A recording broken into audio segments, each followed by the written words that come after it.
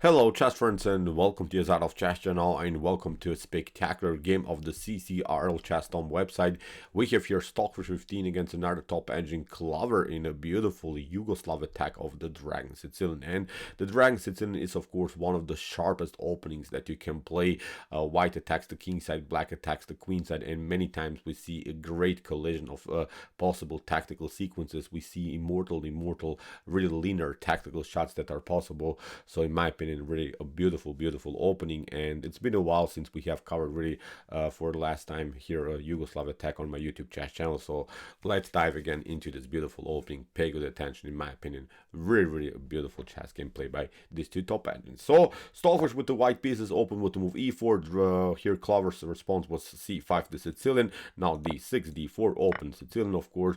Now after move knight to f6, knight to c3, protecting now the pawn on e4, and now basically in this moment black is always showing his cards if he's going into the knight or maybe into the chevening system or something. Now here Clover prearranged the opening was the Dragon Sicilian. Stockfish goes immediately with the move bishop to e3, bishop to g7. Now we have the move f3, preparing now the move g4 h4 h5, queen to d2, queenside castling, so launching a flank attack against this fianchetto setup of blacks. Here we have kingside castling, and now Stockfish prepares immediately this attack as promised with one move far away just from securing the king. So it's really a fast attack that many times white is trying against this fianchetto setup of black. So in the game, knight to c6 played by the Clover engine, queenside castling. We have now the move d5, which is now the so-called modern line to go aggressively in the center of the board, because when you are facing a flank attack like this, because as we said, g4 is coming for sure. There are of course two ways how to handle potential flank attack. You can of course attack the other flank, which is of course a queenside attack with a6 b5 here, or you have to play a central counter attack like the Clover engine did here. So d5 is now a hope for black here to simplify the game, maybe even trade off the queens, because now the serious threat is of course bishop to h6, trading off the bishops, maybe play h4 h5, opening up the h file, maybe build a queen and rook battery on the h file and deliver checkmate. So in black's I think black would really love to trade off the queens and go into a simplified line for sure. So that's why here Stockfish played e takes d5. After knight to d5, knight takes c6, b takes c6, and now competing against this dragon bishop here on g7. The dragon bishop on g7 is really the most powerful piece of black now in the continuation of the game, and with the potential rook to b8 move, with the potential further attack around the square b2, white could have also many tactical problems. So that's why now suddenly white is trying to simplify the game by trading off the bishop. So e5, bishop to c5, hitting the rook, knight to e4, using this beautiful square for the knight, bishop to e6, targeting now also here the a2 pawn. So what the Clover engine is now trying to do is of course include more attackers into the game. Queen to b6, maybe later if you trade off the bishop, is also possible. So we are trying somehow to create an attack here on the b file. Also maybe somehow with knight to b4, if possible. Of course it's not possible immediately, but with knight to b4 maybe also liberate the long diagonal for the light square bishop. So black is also decent chances here. If white doesn't make here really the best moves, this game could also be over for white in the next couple moves. So you have to be really a tactical monster in these types of positions. So bishop to c4. Now you see Stockfish competes now against also this annoying bishop here. Queen to c7, and now g4 h4 anyway. So Stockfish is not changing his plan here. Stockfish wants of course still to attack the king side, but first of all you have to also secure your opponent's threat first. So bishop to c5 and bishop to d4 and bishop to c4 were such moves, I think, in which Stockfish first realized the tactical problems on the queen side, and now it's time to launch a flank attack again here on the king side. Rook from e to d8, we have a queen to f2, hitting now the pawn on a7. We have a knight to f4, beautiful square here for the Clover engine. Rook takes d8, rook takes d8, and after move bishop to b3, Stockfish is hoping now after potential bishop takes b3, a takes b3, to really lock now the b file, because the b file is really the only file that I think bothers white now in the continuation of the game. Now you would have two pawns that are covering the B file, so that's now a good Stockfish defensive idea here. But so far, after move bishop to b3, the Clover engine didn't react here.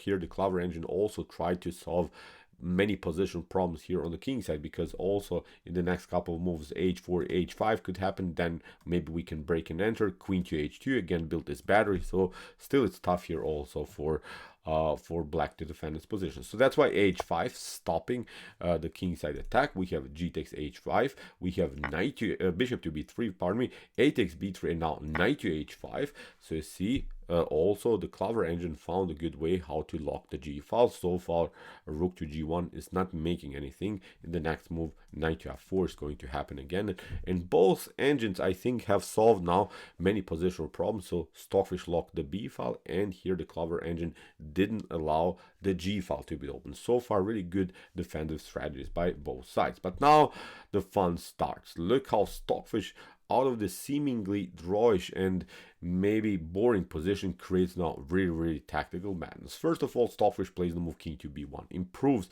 simply the position of the king, because so far you cannot take out this pawn on a7, because you get this one, you get attacked, you step back, and now you have this one c3, and now you lose the rook on the back rank. So it would be, of course, game over here for white. So that's why first king to b1.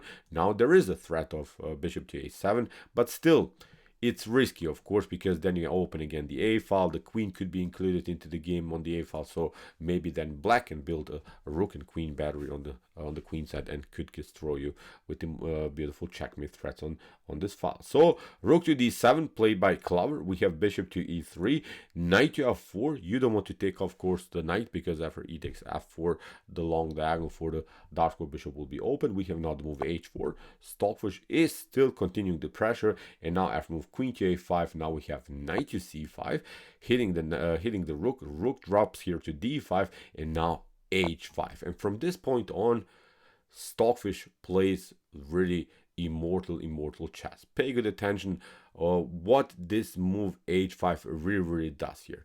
This move h5 is simply opening again the g file. It's really this problem, because you cannot actually take here with the knight. Knight to h5 would be, of course, a good choice for black, but there is a huge problem, because you get this one c4, and suddenly the rook doesn't have good squares. The rook is actually trapped here on d5.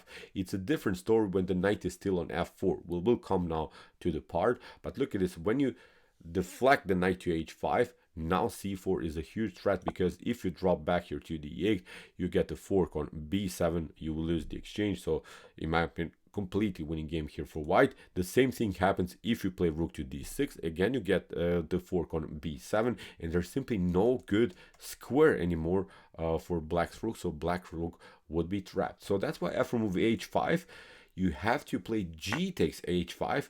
Now Stockfish plays c4 again, and it seems so that again this tactical sequence could work, but now it's a different story. Here the Clover engine found a different tactic, but actually here I think Clover got a little bit tricked by Stockfish, because it seems so that maybe black is winning a piece, but actually this is one of the really most beautiful tactical sequences that I've seen. Look at this: rook to c5, bishop to c5, and now we have reached the position from the thumbnail, knight to d3, and it seems so that something is lost here for white. Look at this: we have the fork. You have to play something like b4 in order to stay in the game. You have to also attack the queen, but everything is really forced. The beautiful tactical sequence that you see is really forced.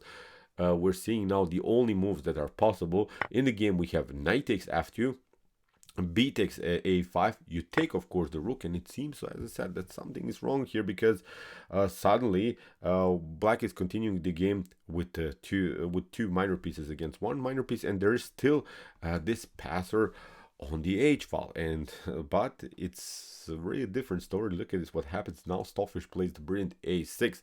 locks now the pawn on a7. In the game we have e4, we have bishop takes a7, we have bishop to e5, liberating now here this also path for the for the pawn, but also you have to control somehow the further progress of the pawn. You don't want to allow, of course, a7. If that happens, then we have a potential promotion. So that's why f takes e4 here, played by the fish. We have h4.